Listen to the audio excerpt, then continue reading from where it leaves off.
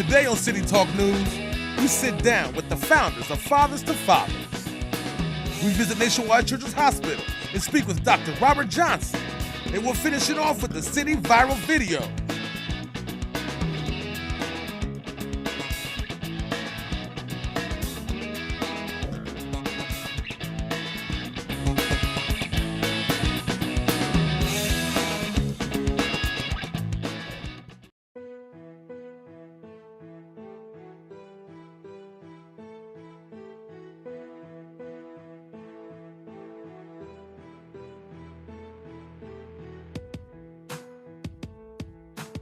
My name is Rayshawn Wilson. I have the pleasure of serving as the Director of Supportive Services at the Columbus Urban League, which entails being over all of our African American male initiative programs.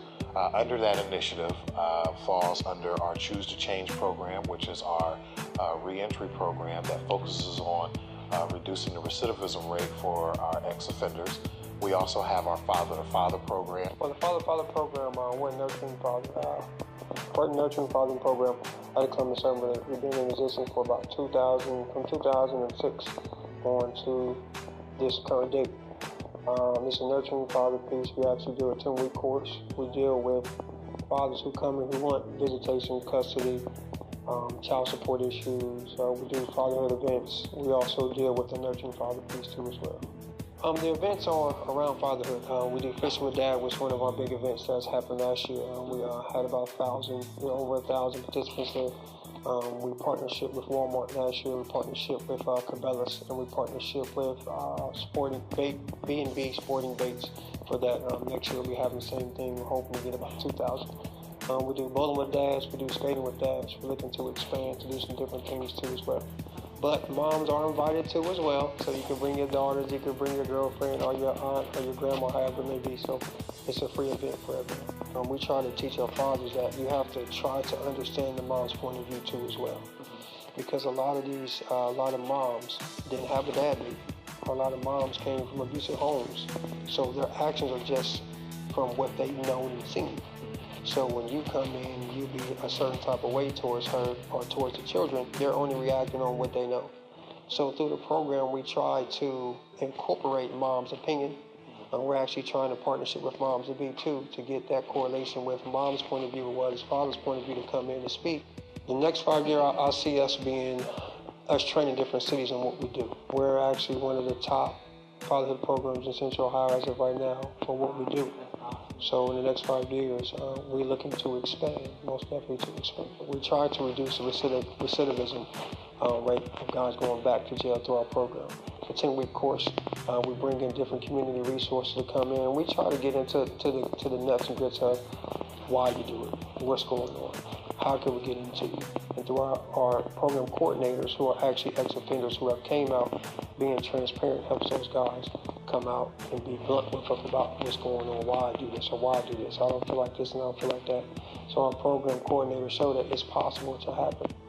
But when I say the word recidivism, we're basically talking about lowering the recidivism rate in terms of reducing the amount of individuals that go back to prison after leaving prison. And so our ultimate goal is not only for them to not return, but we also teach those individuals to be self-sufficient so they can be law productive citizens. So the overall goal is to really look at their attitudes, values, and beliefs in terms of criminal activity, drug and alcohol stuff, and really engaging them in pro-social activities. And so we bring in a variety of different support networks, and we bring in different resources into these groups. We provide wraparound services in a variety of different areas, whether it be our Father to Father program, workforce development.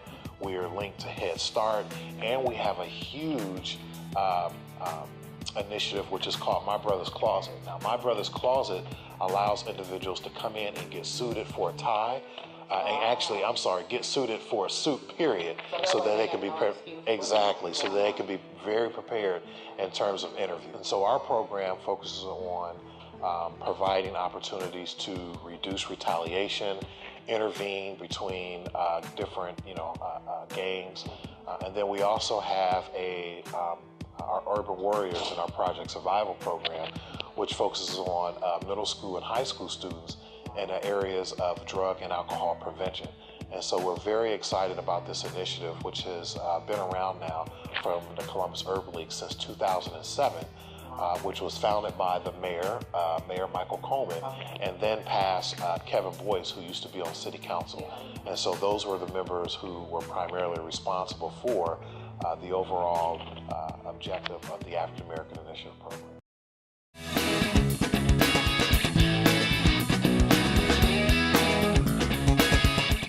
Man, almost forgot about that date tonight. Where should I take this woman? I know, I can take her to Eddie George's Grill, 27, in the heart of the Short North. Eddie George's Grill, 27, 1636 North High Street, a 4-star restaurant where you can have a wonderful experience and great food. For reservations, call 614-421-2727. The reservation number again is 614-421-2727. Of course, the reservation last 4 numbers would be 2727. Why not? That's Eddie George's Grill, 27, in the heart of the Short North. Join City Talk Nation and follow us for more videos, behind-the-scene footage, and your chance to win prizes at... If you're looking for an exciting career in radio or television, then you need to call Ohio Center for Broadcasting at 614-655-5250. Experience hands-on training using high-quality equipment. Learn to make music videos, game shows, news reporting, and even produce your own radio show while in school. Work with our highly trained instructors and industry professionals to put your career on track. Develop expertise in all aspects of broadcasting, in front of the camera or microphone, and behind the scenes at Ohio Center. Up, college is hard. Down, those books are heavy. My sport is football, but my passion is education. Right up here. So every year I take promising high schoolers on a college tour Lights there, darts there. to show them that higher education means a brighter future. My name is Nnamdi Asamoah. I don't just wear the shirt, I live it. You can be a reader, tutor, or mentor too. Take the pledge at liveunited.org/volunteer. Do you wear this? Mom, I'm not gonna go to college. What are you saying? You've got to go to college. Their tomorrow depends on your words today. The Hispanic Scholarship Fund has the information you need to help your kids go to college.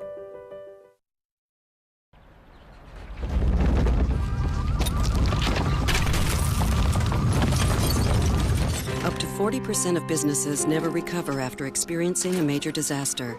Make a plan at ready.gov/business. And we're back with City Talk News.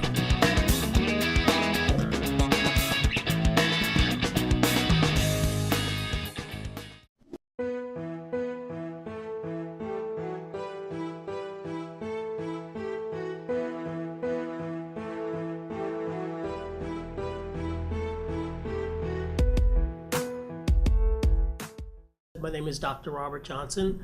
I'm a researcher in the Department of Childhood Cancer and Blood Diseases. I've been here for about 4 years.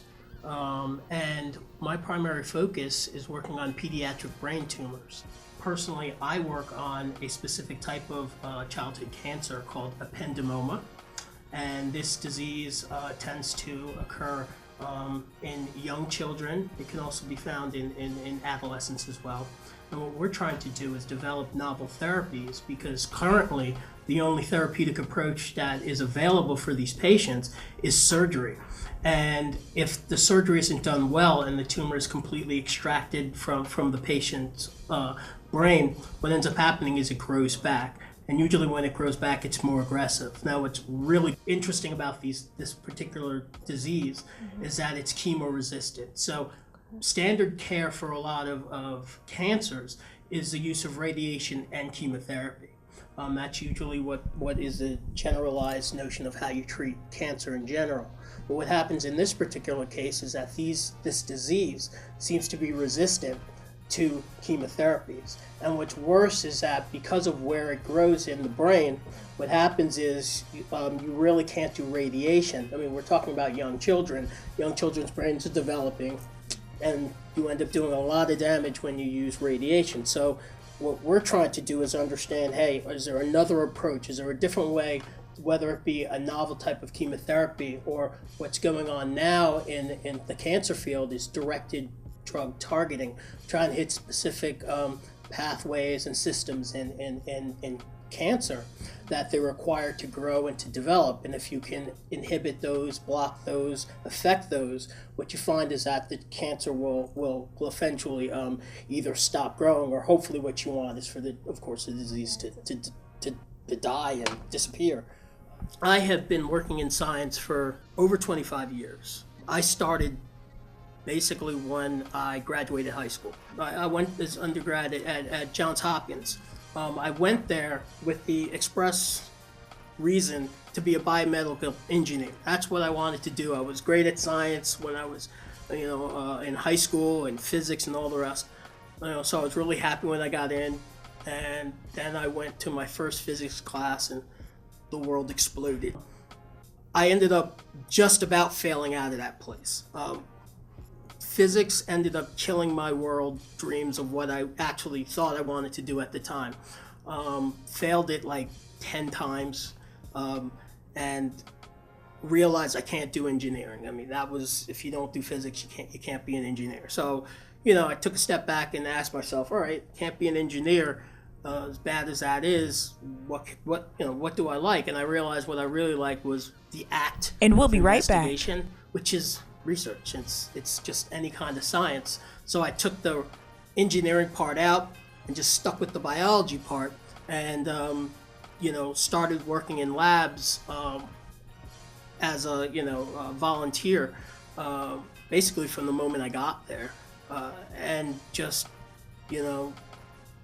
stuck to it and really loved it. I mean, I had some fantastic mentors when I was an undergrad, and realized this is something that I really love to do. But, unfortunately, my undergraduate, if you ask somebody, what is your grade point average?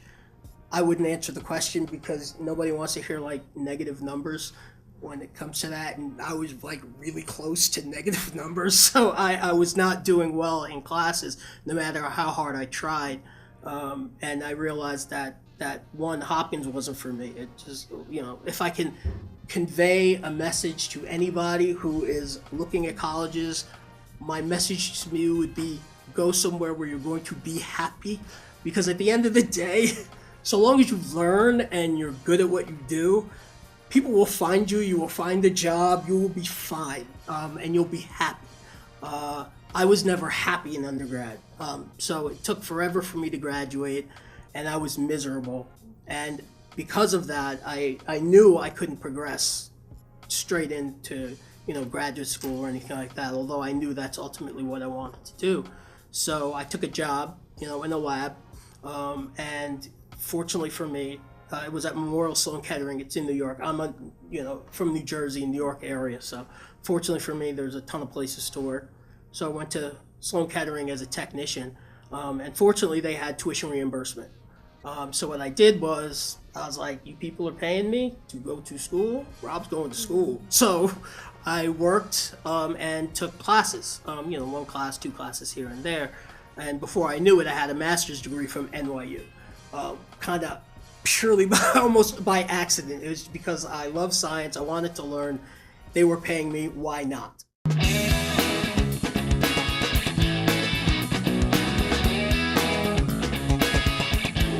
Haha, soon I'll rule the world. Not if we can stop you. This time I've got backup. So do we. And air support. And a bazooka. Ah! Take that. No! Oh, come on. You always win. Get a job, buy your own toys.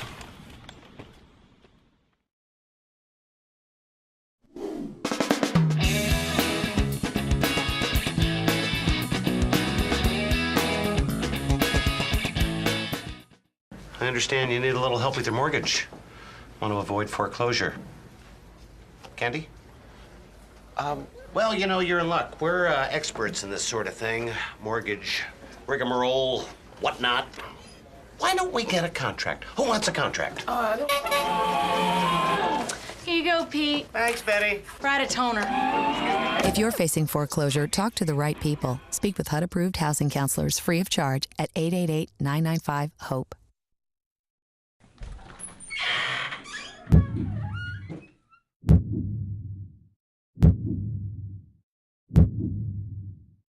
Get ready, Columbus, for some of the best unsigned music from around the world.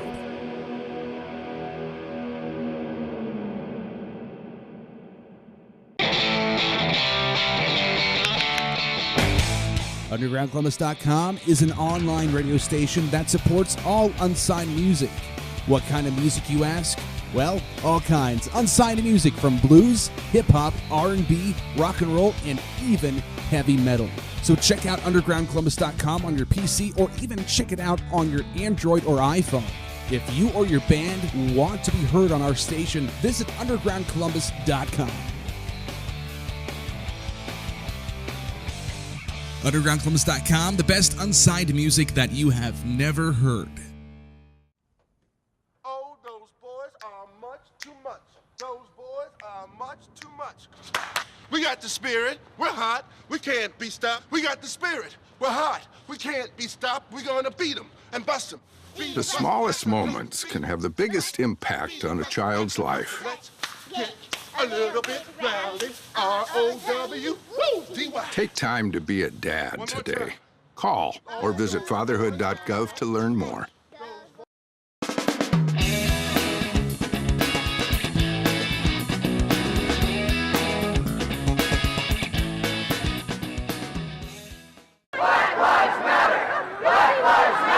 The organization C-Bus to Ferguson led a group of protesters on a march from the Ohio Union to the Short North on Saturday in solidarity with the people in Baltimore. We don't want to be preaching to the choir. We definitely want to reach out to our supporters, but there's so many people who don't know about the issues or don't want to get engaged. Those are the people that we really want to reach out to. So, marching down High Street, marching through Gallery Hop, that's how we're going to be able to engage with those people who are pretty much affecting our communities, who need to know, how they're negatively impacting us. 25-year-old Freddie Gray died in prison due to a spinal injury that occurred during his arrest. His death led to protests and marches in the streets of Baltimore that questioned police treatment of African Americans, according to the New York Times. Columbus police have not addressed the events in Baltimore and did not wish to release a statement at this time after a request for comment. However, Columbus police officers did speak with protest leaders before the march. We were just coordinating with local police to make sure they know our planned route and everything. They have to set officers down in the streets just to make sure things don't get too rowdy. Baltimore City State's Attorney Marilyn Mosby announced on Friday that 6 Baltimore police officers will face charges in the death of Freddie Gray. The officers face charges such as second-degree assault and involuntary manslaughter that could result in more than 10 years in prison. For Lantern TV, I'm Ariana Bernard.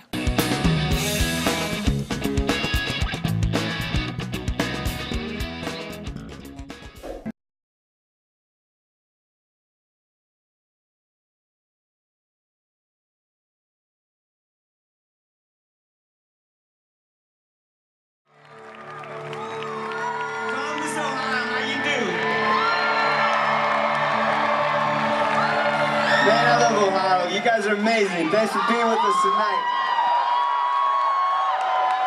Before anything else transpires, I want a huge round of applause for not only the incredible bands that are playing today, but this entire event. This is an amazing event for this city. I want to hear it for this event, y'all.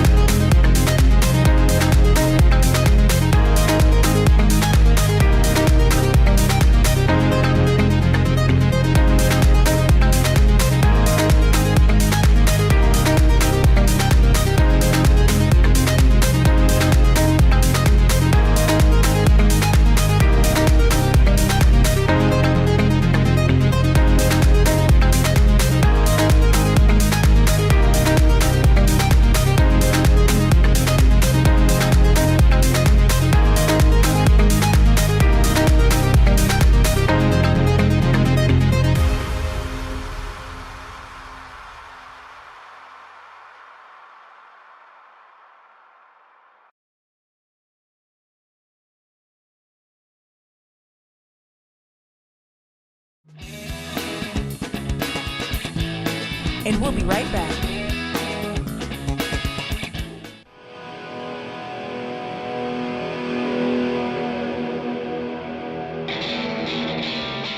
WUDG, what's going on? It's Ant-Man hanging out with you. The only place for unsigned music you've never heard, folks. Go to undergroundcolumbus.com, check out the live webcam, get the TuneIn radio app, tune in one word, really the second word, Underground Columbus for your Android, your iPhone. Undergroundcolumbus.com, the best unsigned music that you have never heard.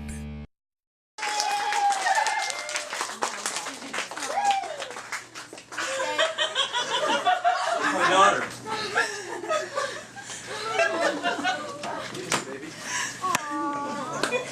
Come here.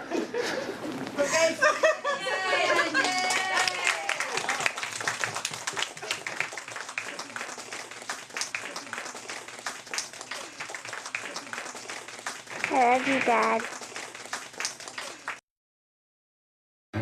A little laugh. A little adventure. A little help. A little bit of your support can start something big. Start something today at Big Brothers Big Sisters. And we're back with City Talk News.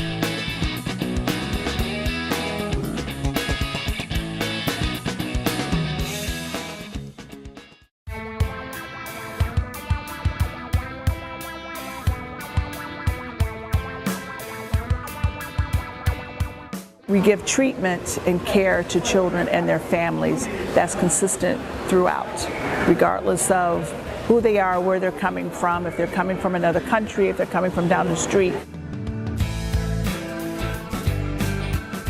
It makes the hospital more open. It makes the hospital more welcoming. It doesn't become this great, big, closed building in the sky somewhere, but it becomes a place that everybody can access. The Diversity Council here through HR has a program where we embrace differences and we encourage different groups to interact together, not to separate, but to interact and to encourage one another to continue to develop themselves professionally within Nationwide Children's Hospital. One of the commonalities here at Children's Hospital, even with diversity, is the fact that we all care for children.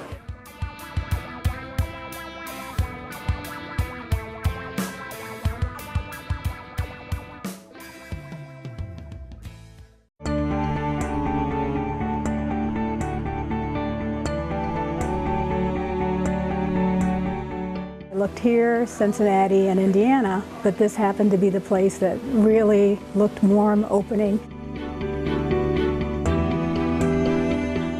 It was a little bit of a transition because you're working with your coworkers as the bedside nurse, and now you're in position of supervisory position where you're doing evaluations. We have a lot of Hispanic population that may not speak English, and we have people here who actually speak Spanish who are nurses. So it's kind of nice when we can call them over and say, hey, can you explain this for me? I think it makes people feel more comfortable being here, knowing that they're not coming into a place where they won't see anyone like them. This place, ever since they've done so much renovations, it's like a palace. It is.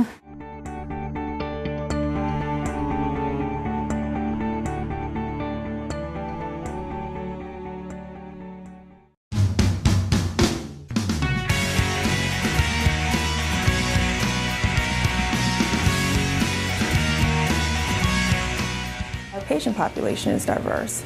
So when we're out there serving our patients, it's important for them to see someone that looks like them or that they can relate to. It really helps to just make that experience better.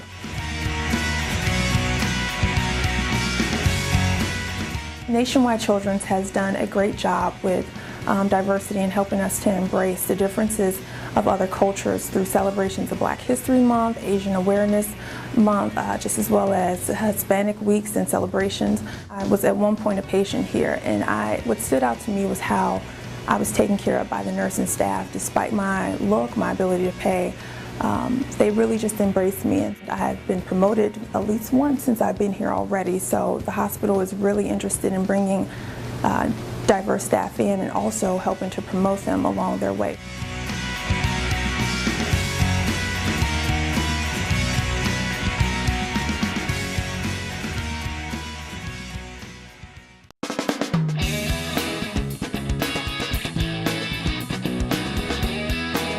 Join City Talk Nation and follow us for more videos, behind-the-scenes footage, and your chance to win prizes at